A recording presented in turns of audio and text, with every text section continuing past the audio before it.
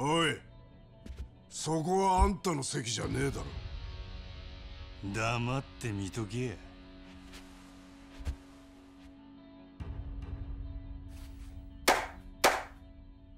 で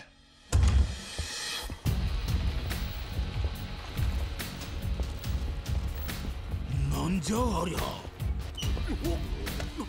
どうやってあんな金。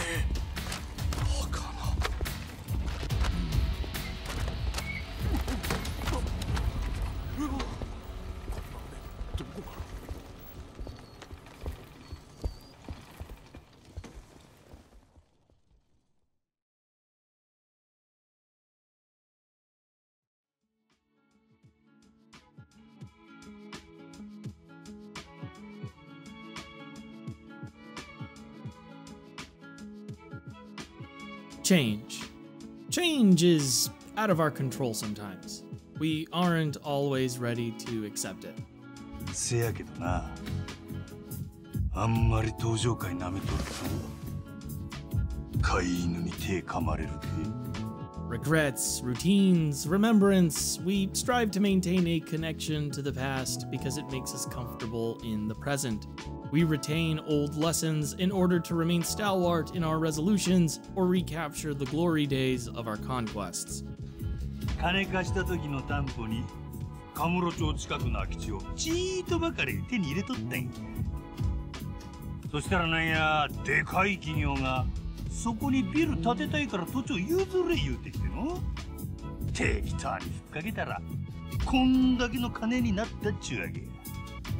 Believe in something long enough, practice it long enough, and your regimen becomes difficult to separate from your code of honor, and your code of honor becomes the rules everyone else ought to live by. 登場界の5代目は寺だよ。あいつが黒といえば黒、白といえば白。それが俺たちの生きとる極道っちゅう社会や。When new blood complicates the rules, old guards will resist and resent. In a way, it's understandable. It's kind of scary to realize you're steadily becoming part of someone else's past. Outdated, old news. Confessions left unsaid, hatchets left unburied, closure left unacquired. But maybe you aren't fond or respectful of the past so much as stuck in it. 最近は回りくどいことする極道ばかりや。俺みたいな極道はもう古いのかもしれんの。As with Yakuza Kiwami 1, my time with Yakuza Kiwami 2 was spent thinking back on making the Questrospective on its PlayStation 2 counterpart. Okay, that's not true. My time with Yakuza Kiwami 2 was spent laughing with my Twitch chat and having some great conversations about Yakuza in general, because I streamed my entire playthrough over the course of a few months over on my Twitch channel. This is a plug, I stream 4 days a week on Twitch, but after turning the webcam off and reflecting on what we played at the end of every session, I'd think back on several years ago. I remember identifying greatly with Kiryu's situation, I just didn't know why exactly. I recall guilt. I remember struggling to let go of things which had happened to me, things I'd done. I remember this incredible emptiness to my existence.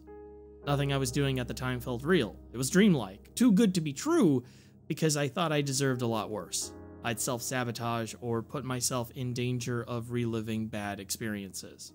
I saw Yakuza 2 as a story about a man trying to piece himself back together, because I was a man trying to piece himself back together.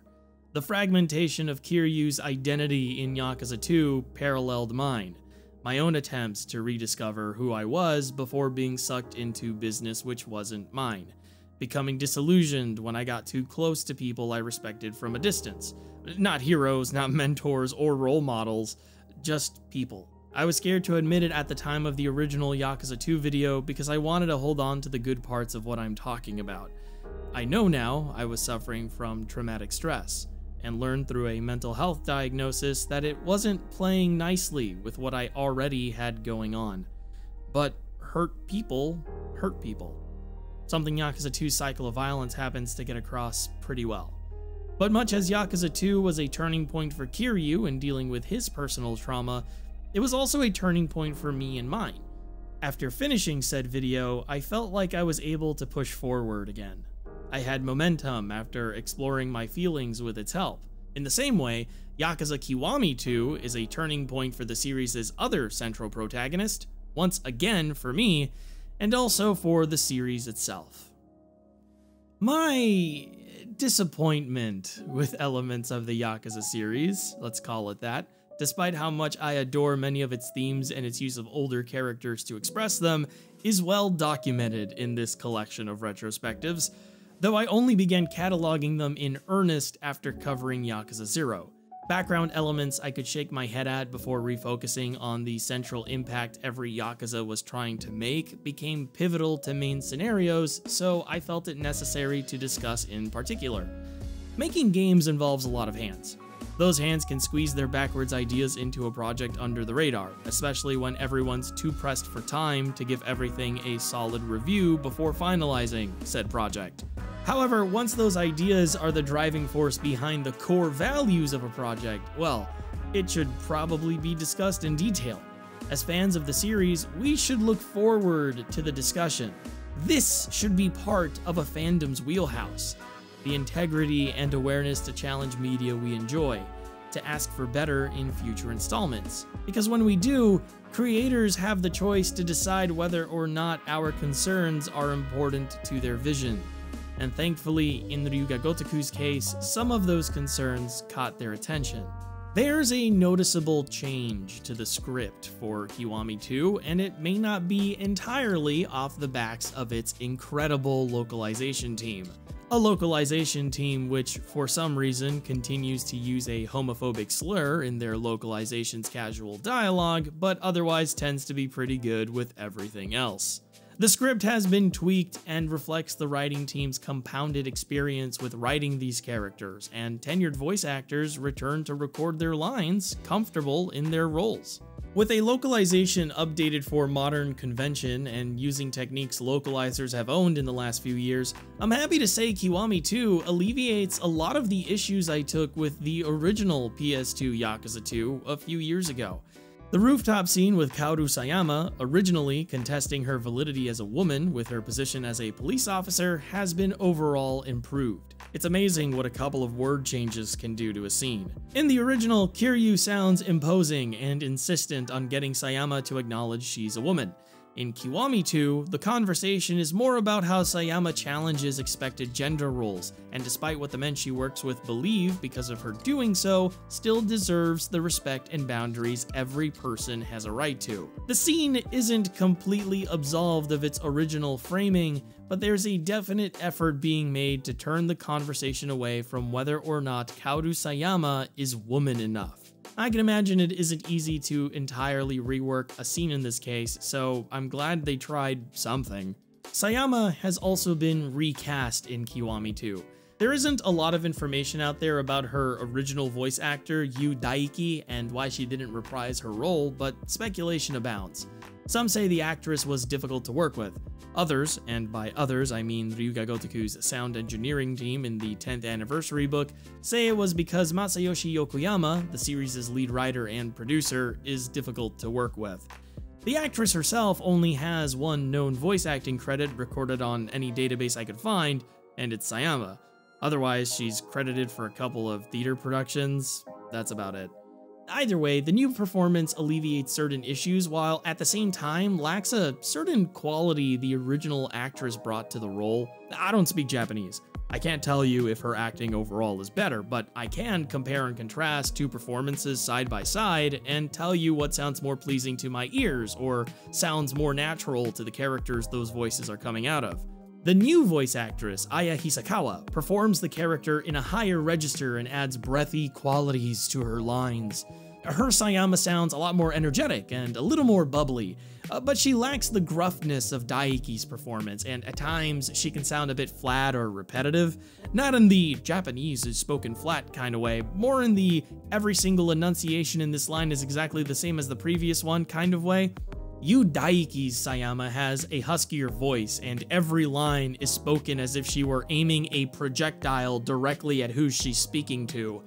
There's a shortness to the tone of her voice which gives the character more confidence, more certainty behind what she's saying, like she's already put the pieces of the puzzle together, as opposed to Hisakawa's performance, which sounds more like the character is putting it together as she's talking.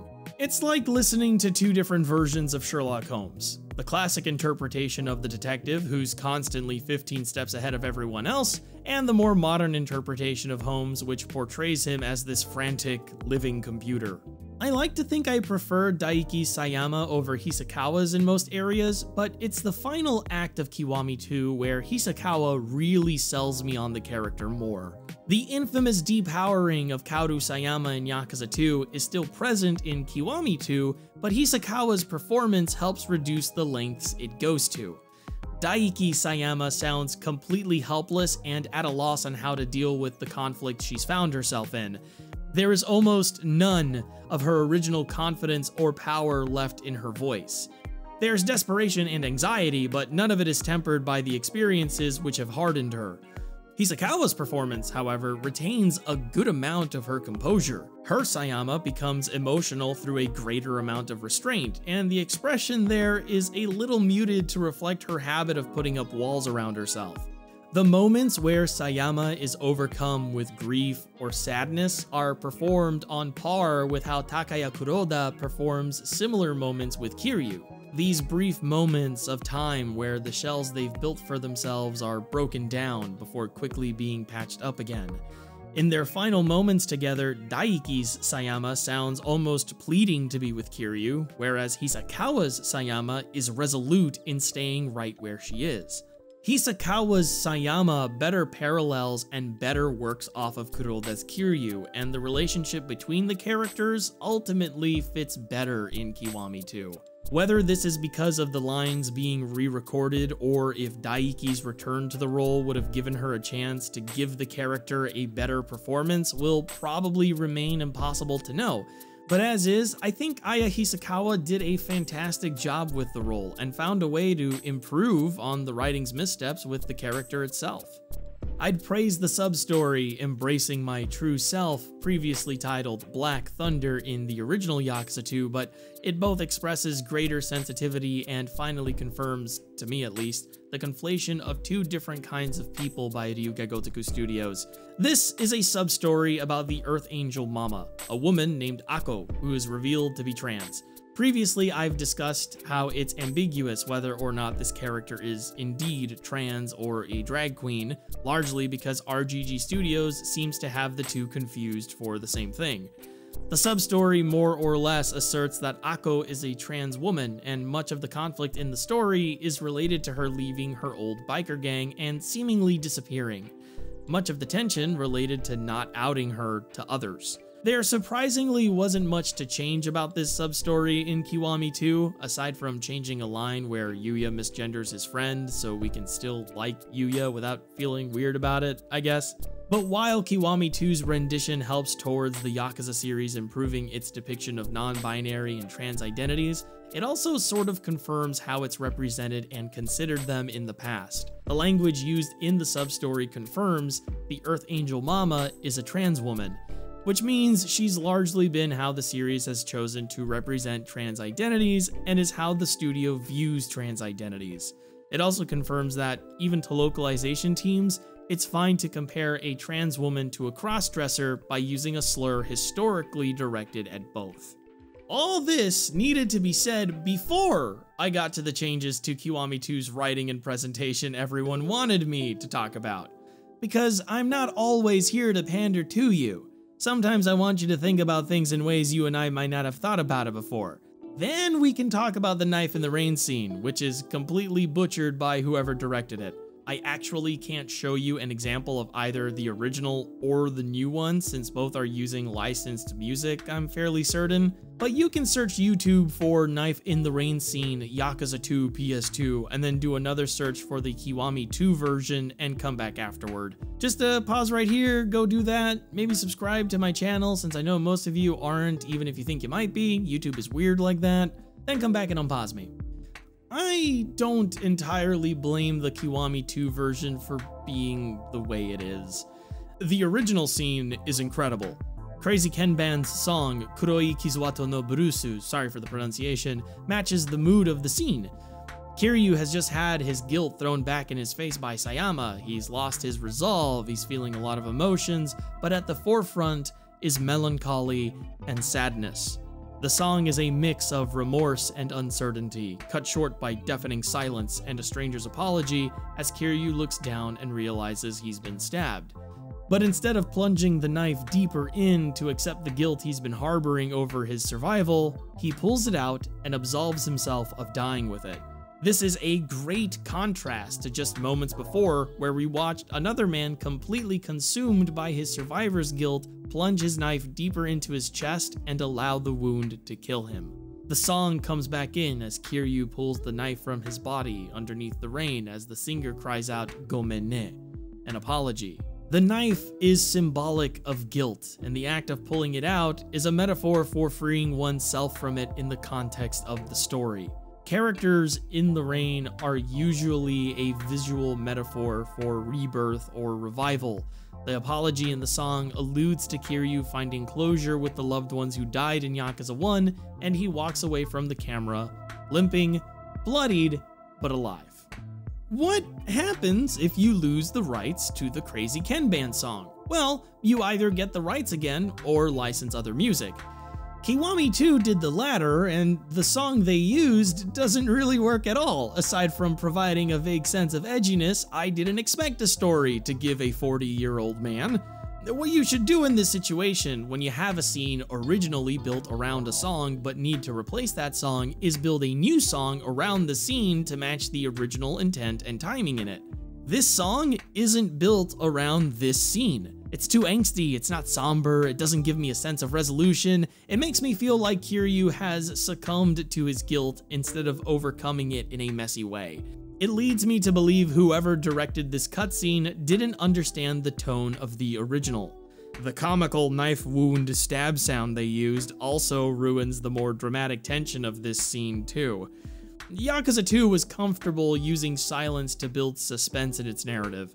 Kiwami 2 is almost allergic to it. It's loud and imposing and loses the slight noir aspects of the original 2's presentation. At the very least, most of it is intact and in other places vastly improved from the original. I even think the canned PS2 animations look better in the Dragon Engine for the most part, compared to the Kiwami 1 cutscenes at least. What Kiwami 2 for me does more than anything else is show me the times are changing, and someone working on Ryuga Gotoku understands there are aspects of their world and stories they need to be better about. I truly feel like this is the beginning of what I want to dub the baby steps era of the studio improving on the criticisms aimed at it, though whether or not I'm validated depends entirely on what we see from them next.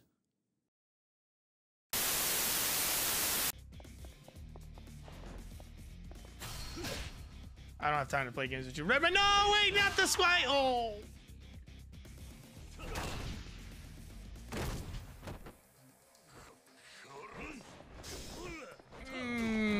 The last heat move you want to do on Redman.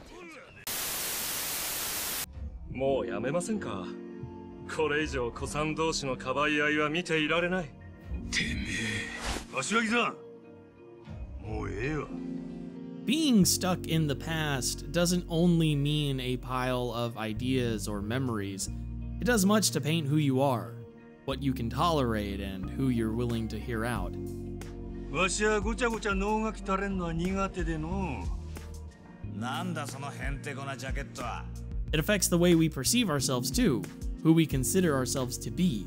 The qualities we claim to have are often found at the center of an old regret. 俺はそないに信頼できる人間ちゃうで。信頼できるかどうかはあんたが決めることじゃない。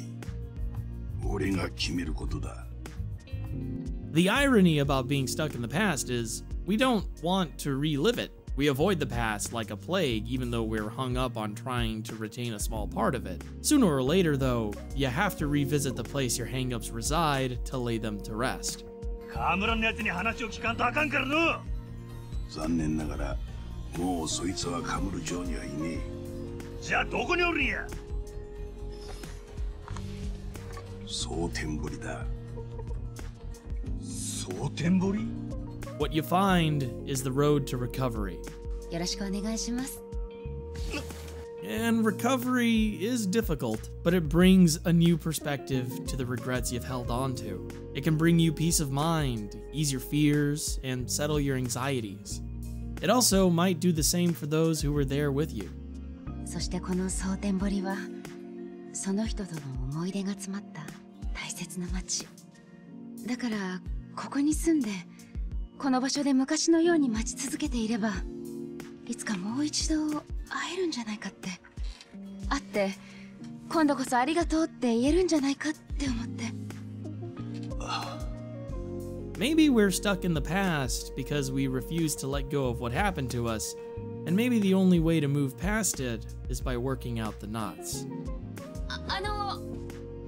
お体楽になりましたか？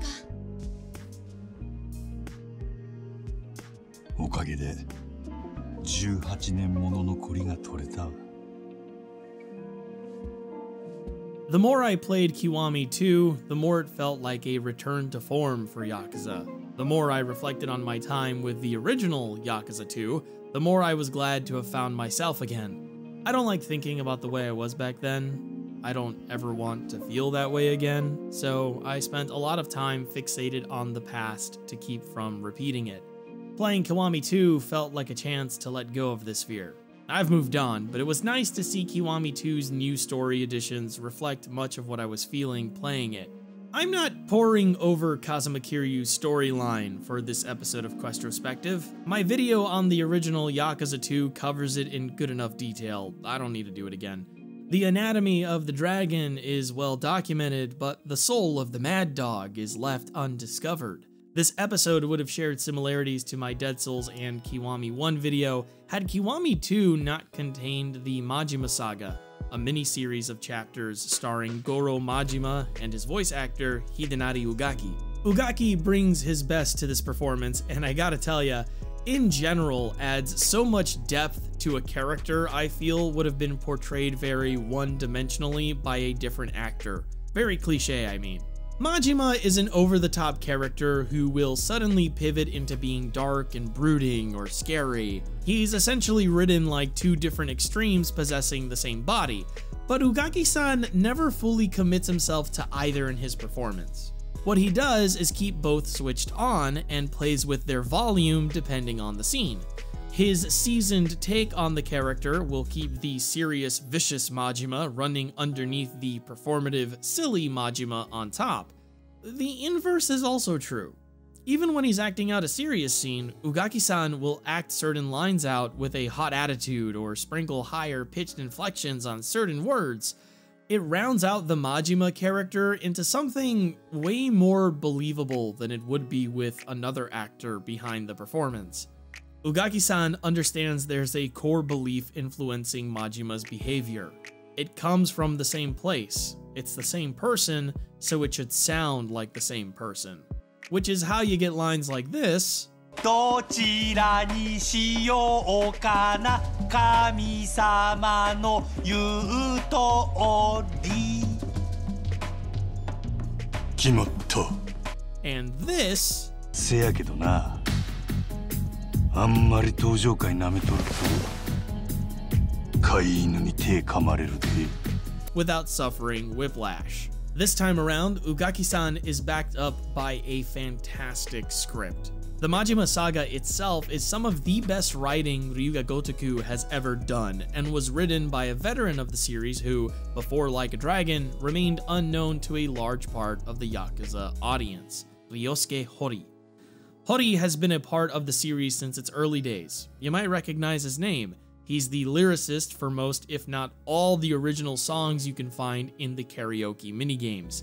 He's worked on the series' play spots and minigames since Yakuza 2, and is the reason why karaoke exists in the games in the first place. He also had a bout with intestinal cancer during Yakuza 6's development. Upon recovering, he returned to work after much of Kiwami 2's pre-production had ended and was left without an assignment.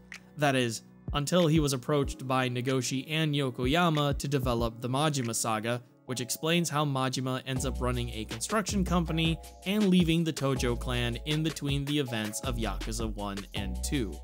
Hori's fight with cancer has given him a new outlook on life, one which is influencing the series right now as he sits in the director's chair for Like a Dragon 1 and 2. He also understands the series exceptionally well and knows how to utilize its characters for powerful storytelling, as is evident in the Majima Saga.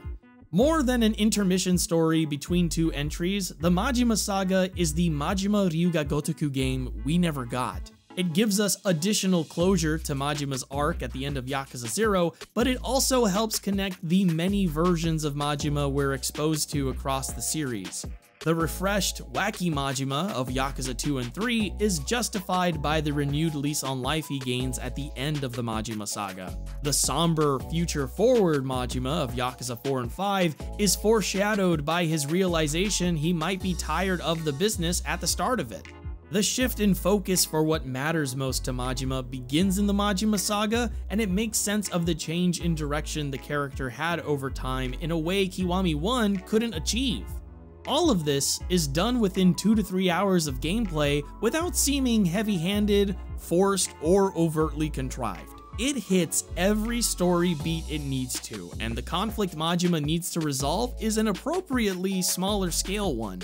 Majima's journey even reflects the same one Kiryu has during the events of Yakuza 2, where various characters represent different aspects of who he is, and he's forced to interact with them to resolve a conflict. The Majima Saga is a deep, meaningful narrative which does so much with so little. It's no surprise Ryosuke Horii was given the task of leading development on Like a Dragon as a result of his work on it. It's baffling that I haven't seen more videos or discussions about it. It's incredible.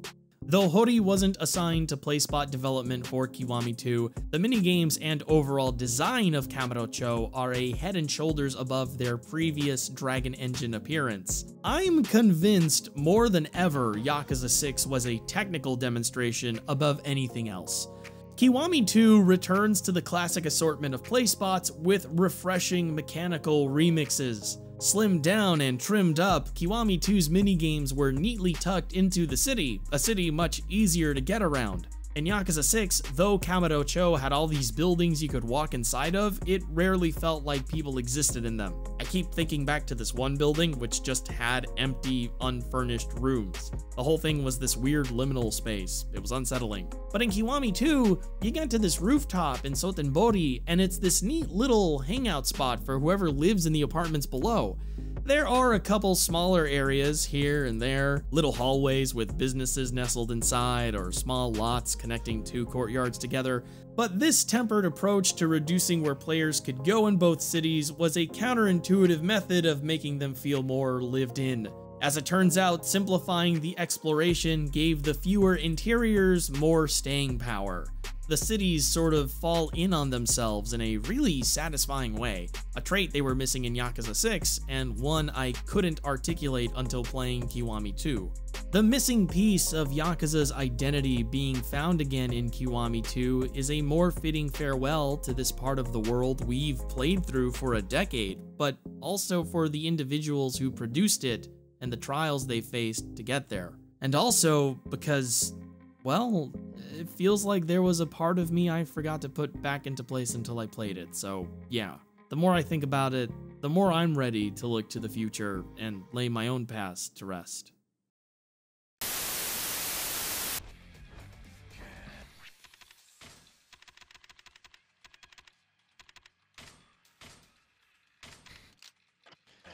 Time to give the baby his medicine!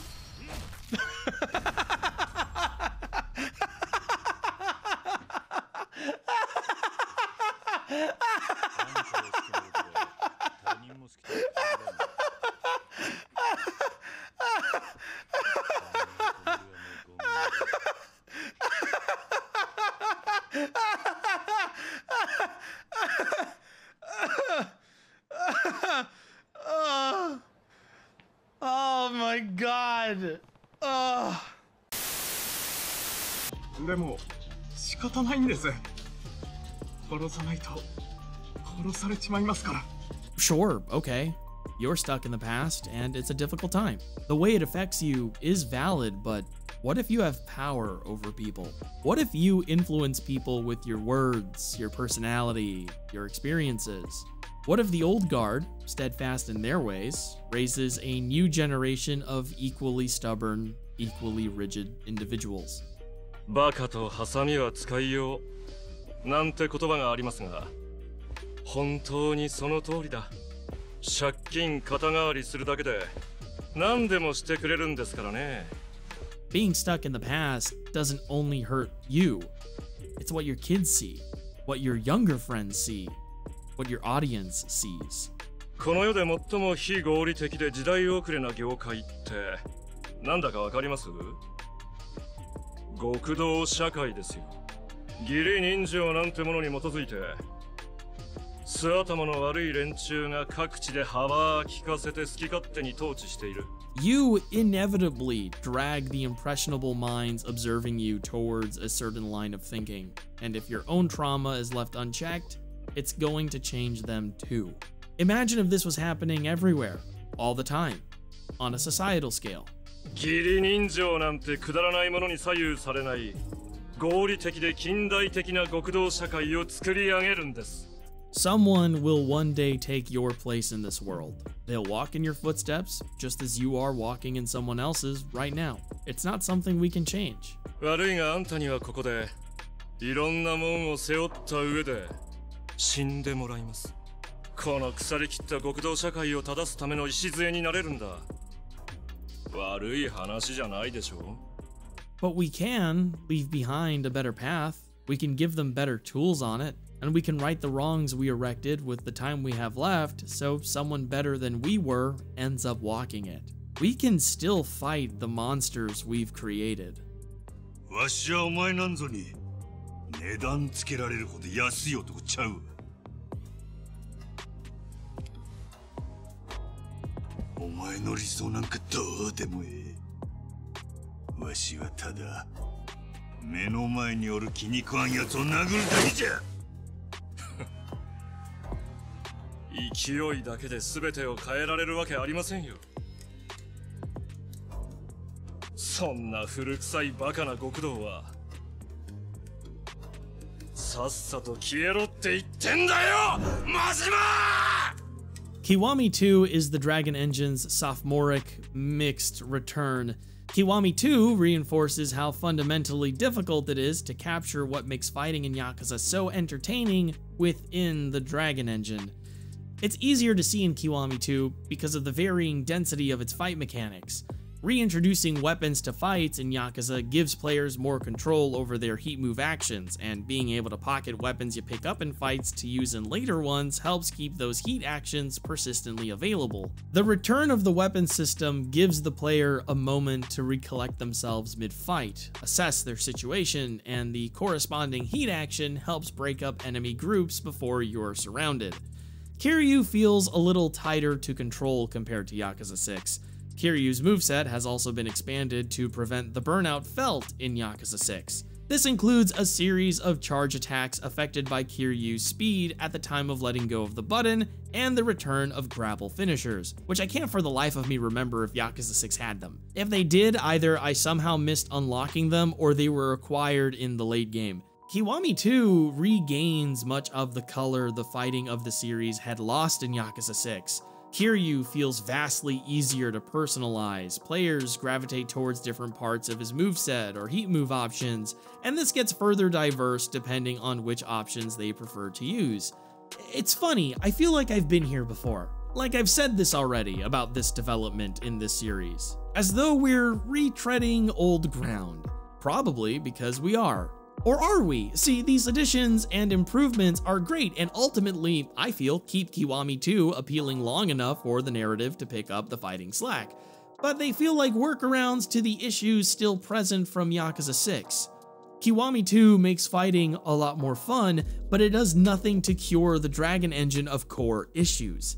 Weapons and weapon heat actions are additions which don't change the hyper-contextual and often overlapping heat move activation locations. Those are still here.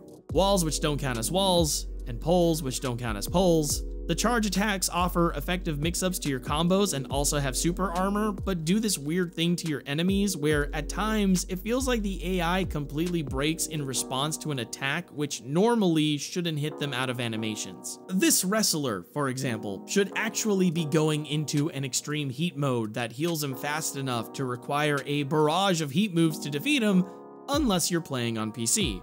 Much of Yakuza's timings are tied to the frame rate. So, for example, if I don't have my frame rate setting capped to 30 or 60, health and heat regeneration is greatly, game-breakingly accelerated. These aren't the real numbers, but let's assume, for example, this heat regeneration ring ticks my heat up by 3 every second. Every 30 frames, it brings my heat up by 3 pips on a console with a locked 30 frames per second for Kiwami 2. Because my frame rate is uncapped on PC, and because things like this are timed by frame rate and not time in seconds, the ring is now a cheat item. Yakuza has never been demanding on PC hardware, so lots of people are probably running this thing anywhere between 120 to 400 frames per second, but since it ticks up by 3 every 30 frames, you get the idea. 120 frames a second means your heat is rising by 12 increments a second instead of the intended 3. That's 4 times as fast. Way more the stronger your computer hardware is, up to a certain point where a second is just too short for any more frames to fit in there. That's not really an accurate way of explaining, but I ain't Linus Tech Tips and this ain't a tech spec show. Enemies don't stay on the ground as long as they're supposed to in order for you to activate heat moves in reasonable time. Because Kiryu's movement speed isn't affected by frame rate differences, but the timings on how long enemies are on the ground are. Because of this, stun lengths are a lot shorter too. The physics of Kiwami 2 can get a bit out of control. Sometimes running too fast through a door will shoot a weapon out of your hands. I'm assuming because there's more frames being counted on the collision and it's causing the game to think Kiryu's being disarmed by an attack or something. I couldn't tell if RGG Studios decided Kiryu should have butterfingers for Kiwami 2, or if the physics acting on the extra frames was causing some sort of malfunction in the intended play. But you understand what I'm saying, right? This doesn't feel like it's supposed to be doing this. It feels like a result of Kiwami 2 and the engine it was made in being built around very specific hardware. It almost makes me think there's more reasons why Judgment hasn't been ported to PC, beyond the issues revolving around Yagami's actor's talent agency, but we'll get to Judgment soon enough. But not before I acknowledge a few missteps of my own. So, based on my analytics, you've probably seen my Yakuza is for Men video. If you haven't, well, it's essentially a video I made in the middle of this huge retrospective I'm doing on the Yakuza series, where I call it out for its often negative and misogynistic portrayal of women. It's not a complete discussion on this issue. I didn't want to make a top-to-bottom catalog of every single thing. I just wanted to cite some big examples and talk about the general feeling I get from the series' writing. I'm not apologizing for the video itself. I think I did a pretty good job with it. But I do need to apologize for my behavior towards the dissent over the video's existence. Not necessarily in regards to name-calling chuds who showed up to completely disregard anything I said, or the strange people on the internet who don't know how to disagree with someone without also including underhanded insults either. I don't take back what I said to those people. I think if you're going to respond to a video presenting valid concerns with cookie-cutter name-calling and hand-waving, you probably deserve to have your rhetoric thrown back in your face. I don't want you here. You suck, and good riddance. I do need to apologize for dragging the rest of you into it. In the grand scheme of what counts for success in our era of digital entertainment, it's easy for people to forget how much power we still have over others despite the lack of tangible evidence saying so. And by tangible evidence, I mean money. I preemptively prepared myself to combat trolls and bad faith arguments over the Yakuza is for Men video after having gone through a similar situation with my Hispanic Latina representation video. But the difference between these two video releases was, my audience had gotten considerably larger and considerably more vocal. When I started firing back at the exact kind of people I knew the video would attract, The only thing I really wanted was for my friends to help me with it, but I forgot about my station and their stations. I forgot I had more eyes on me who hadn't yet settled into my norms, and they'd quickly assume this was my norm. I forgot my friends had platforms of their own, power of their own, and to speak towards the people I was arguing with would immediately implicate their own audiences into the conversation. And when people who followed me on social media started to validate my behavior, it felt weird. Not because I thought I was doing something wrong, but because I wasn't trying to do something right. I was just telling someone to fuck off. That doesn't deserve congratulations or thanks. It's like watching two angry drivers yell at each other before they drive off. I felt burned, I felt burnt out, but I was mostly embarrassed. I lumped a lot of people into the same group of bad faith arguments at the start, and I jumped the gun on more than a few responses, which would have received way more level-headed replies had I remembered my platform was going to attract more than just the usual suspects. The worst part is, my behavior painted a target on anyone who voiced agreement with me, especially women who agreed with me. Again, I forgot my station. Forgot about the power I already have in the spaces I occupy. The kind of people I was hoping to piss off didn't only go after me. It was just as easy or easier to go after the audience, and none of those people had signed up for that harassment. That's my fault. I was so busy preparing myself to deal with assholes, it hadn't occurred to me how my response was going to ripple onto my audience. And because of that, my platform stopped being a safe space for a while. That's on me. I messed up. I'm sorry. I wasn't practicing what I preach. I'm not a big YouTuber, but I'm not the tiny one I used to be either. The power I have isn't much, but it counts, and I need to be aware of it. Again, I'm sorry. 私のやり方が間違っていたのかもしれません。組の頭張る男は間違っても間違っとるなんて言うたらあかん。Putting a stop to the monsters you've created only treats a symptom of the real problem. Living in your old ways, holding back the change the world naturally pushes forward to, and abusing your power is what gives birth to tragedy and turmoil. 東上界の五代目はお前なんや。お前が白といえば白、黒といえば黒。In a world without power structures, maybe this wouldn't be a problem, but it's not the world we live in. Many of us have power. Many of us make decisions based on our experiences which affect people who have nothing to do with those experiences. Those decisions should keep those people in mind. どんなやり方をしようと、お前が正しいと思うんなら、それが正しい。ま、正しかろうが間違いやろうが、わしはお前のやり方は嫌いやけどな。When we make the mistake of leading those people into difficult situations, or when we utilize our power in ways which negatively impact people within its grasp, we can't just pretend it never happened. 責任は親のわしにある。ほう、どう責任を取るおつもりですか。真島組解散でどうや。そうないな組を解散って勢いだけで何言うとるんや。わしが解散言うたら解散なんじゃボケ。We have to own up to our errors in judgment and appropriately admit our fault. We have to lead the people who follow us into brighter futures, positive outcomes, and do what we can to maintain their safety within our respective domains. 今日からわしらの新しい人生が始まるんや。And if we do that, we might be able to make peace with what could have been. Maybe the future ain't so scary after all. もうすぐ新しい生活が始まるんだね。心残りでもあるのか？